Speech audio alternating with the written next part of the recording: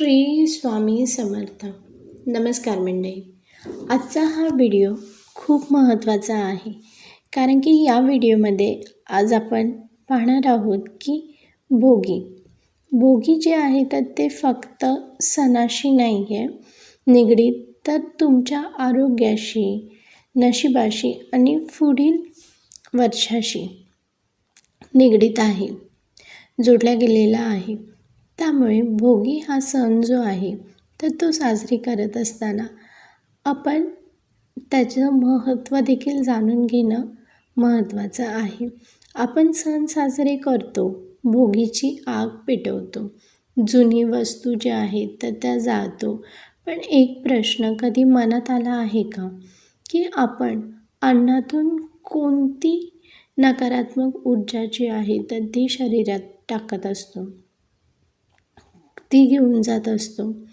भोगी म्हणजे फक्त थंडी जाण्याचा दिवस नाही आहे किंवा वाईट गोष्टी जाण्याचा दिवस नाही आहे. भोगी म्हणजे शरीरातील रोग, नकारात्मकता जाण्याचा हा दिवस आहे. तर नकारात्मक सवयी ज्या आहेत तर त्या सोडण्याचा हा दिवस आहे. त्यामुळे पुढील संक्रांतीसाठी आपल्या शरीराचं शुद्धीकरण करण्याचा हा दिवस आहे.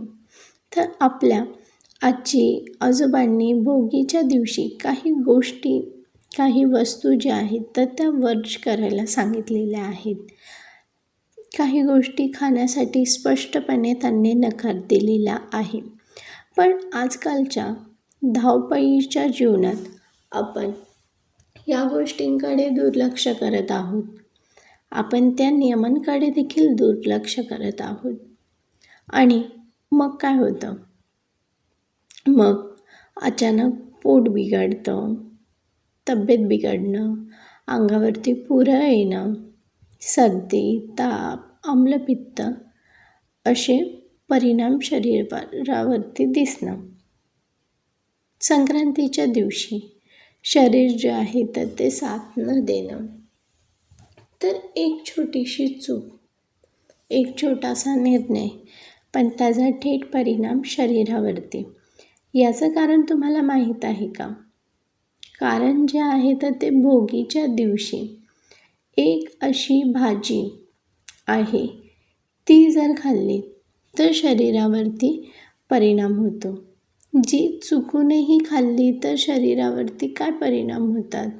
ही कोणती भाजी आहे? तर ही भाजी स्वयंपाकघरात रोज वापरण्यात येणारी आहे, सहज उपलब्ध होते, म्हणूनच लोक याकडे दुर्लक्ष करतात. तर ती भाजी कोणती? तर ती एक भाजी का खाऊ नये? तर आयुर्वेद काय सांगतो त्याबद्दल, की धार्मिक परंपरा काय सांगते आणि कोणत्या लोकांनी त्या भाज्या अजिबात खाऊ नये. आज आपण हे सविस्तर जाणून घेणार आहोत. तर जी भोगीच्या दिवशी केल्यास पुढील संपूर्ण वर्षभरासाठी शरीर जे आहे तर ते मजबूत राहते.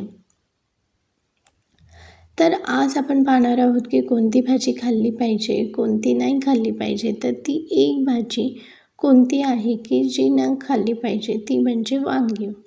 हो मित्रांनो, वांगी जी आहे तर ती तुम्हाला भोगीच्या दिवशी टाळायची आहेत. भोगीच्या दिवशी वांगं खाणं जे आहे तर ते टाळलं पाहिजे, असं आपल्या परंपरेत स्पष्ट सांगितलेलं आहे की भोगीच्या दिवशी वांगी का खाऊ नयेत.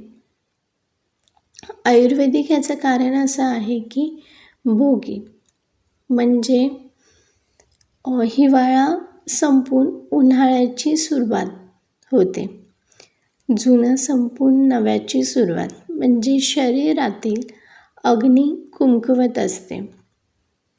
यावेळेस या काळामध्ये वांगी ही भाजी जी आहे तर ती उष्ण असल्यामुळे तामसिक आहे, त्यामुळे वात वाढणारी आहे ही भाजी. तर भोगीच्या या काळात, या दिवशी वांगी खाल्ल्यास शरीरावरती काही परिणाम जे आहेत तर ते दिसून येतात. पोटात जळजळ होणे, गॅस होणे, अपचन होणे किंवा आम्लपित्ताचा त्रास होणे, चेहऱ्यावरती फोड किंवा तोंडात त्वचेवरती फोड, अशा काही समस्या ज्या आहेत तर त्या दिसून येतात. विशेषतः स्त्रिया, लहान मुलं किंवा वृद्ध यांनी भोगीच्या दिवशी वांगी खाणं जे आहे तर ते शक्यतो टाळलंच पाहिजे. या लोकांनी अजिबात योग्य नाही आहे वांगं खाणं. ऋतूचं परिवर्तनचं कारण जे आहे तर ते म्हणजे भोगी. भोगी म्हणजे जुना ऋतू सोडून नवीन ऋतू स्वीकारण्याचा दिवस आहे. तर या काळात शरीर जे आहे तर ते आधीच ॲडजस्ट होत असतं. त्यामुळे वांगीसारखी भाजी जी आहे तर ती खाल्ल्याने परिणाम जो आहे तर त्याचा आपल्याला शरीरावरती लगेच दिसून येतो. शरीरात उष्णता वाढते, रोगप्रतिकारक शक्ती जी आहे ती कमी होते, सर्दी, ताप, खोकला वाढू शकतो.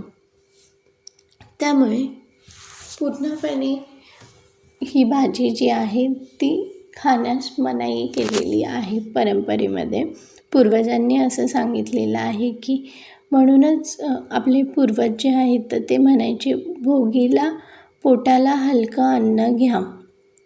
धार्मिक आणि आध्यात्मिक कारण जे आहे ते म्हणजे भोगीच्या दिवशी भोगीची आग पेटवली जाते.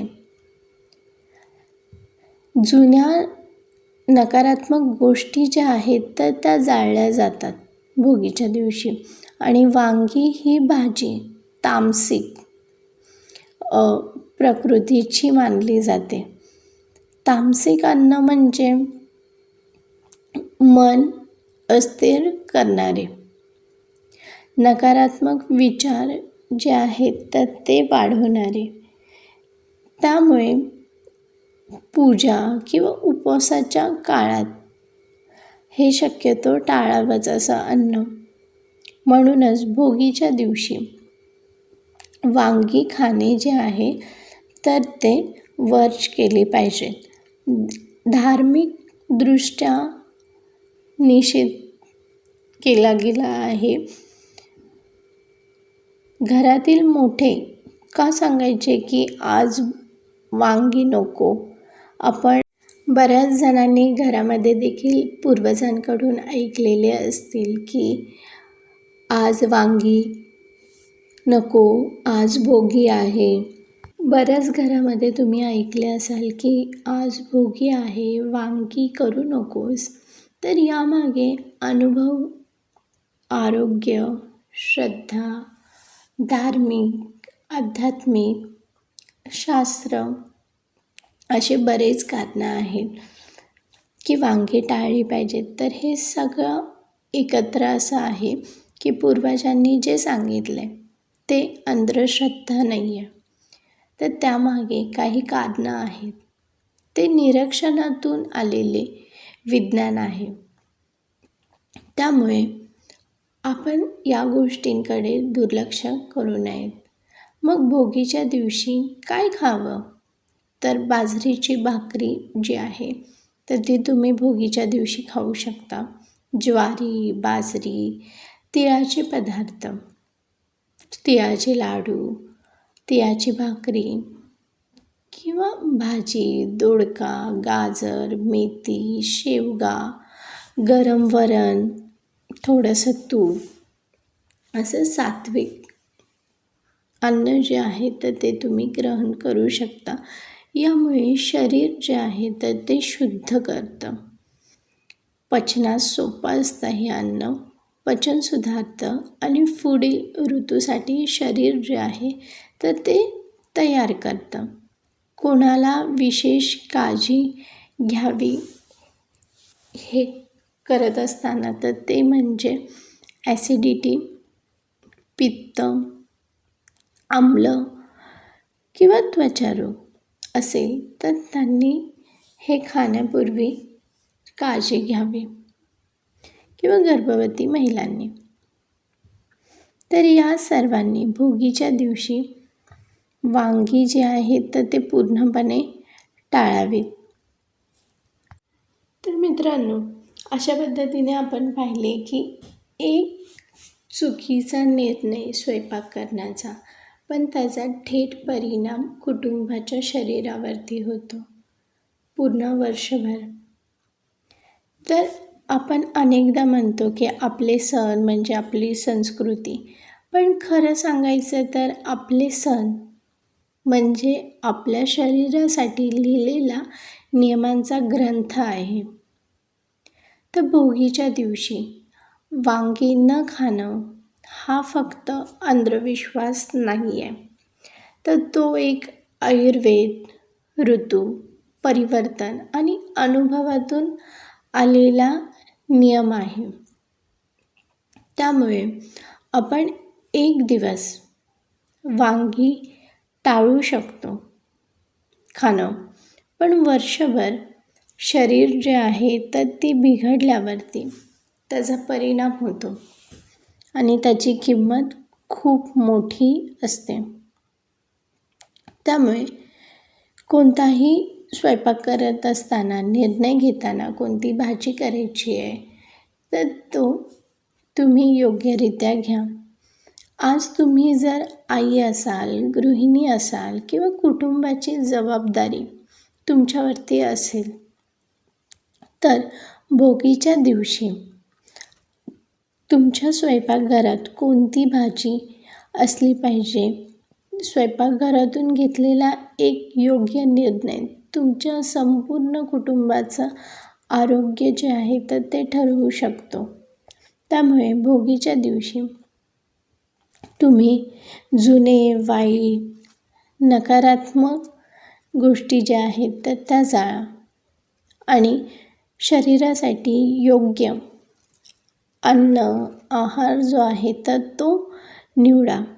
हेच खरं भोगीचं पूजन आहे. तर मित्रांनो, अशा पद्धतीने आपण पाहिले की भोगीचा सण इतका महत्त्वाचा का आहे की त्याचा थेट परिणाम जो आहे तर तो शरीरावरती होतो. तर माहिती उपयुक्त वाटल्यास हा व्हिडिओ तुमच्या फ्रेंड सर्कलमध्ये, फॅमिलीमध्ये जरूर शेअर करा, जेणेकरून त्यांना देखील ह्याची माहिती मिळेल. आणि चॅनलवरती जर नवीन असाल तर चॅनलला सबस्क्राईब करायला विसरू नका, जेणेकरून नवीन व्हिडिओचं नोटिफिकेशन तुम्हाला लगेचच मिळेल. आणि आपण लवकरच भेटूया अशाच काही उपयुक्त माहितीसह, टिप्ससह. तोपर्यंत टेक केअर, बाय बाय.